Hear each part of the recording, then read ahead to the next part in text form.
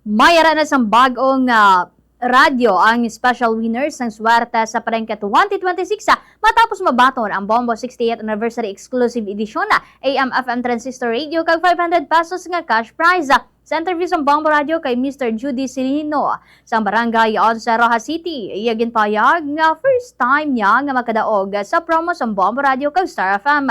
Si Silino ang nagamit sa resibo sang Pure Gold bilang proof of purchase.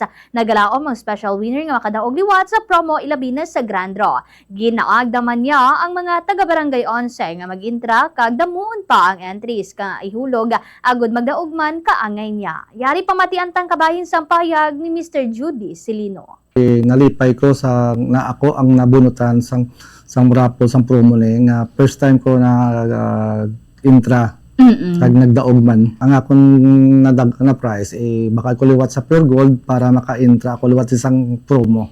100 pesos, 200 pesos, 300 pesos, 400 pesos, 500 pesos. Damo kaya salamat sa Bombo Radio kay Star FM sa tani madamo pa mga buligan nga mga pamuluyo sa Rojas City kag Sangkapis. Mga pamuluyo ko sa Barangay 11, try nyo nga mag-intra sa Swerte Palengke sa Bombo Radio kag Star FM. Basi magdaog man kamo, magswerte ako first time ko nag-intra, na swertihan na bunutan ako. Basta Radio? Bombo.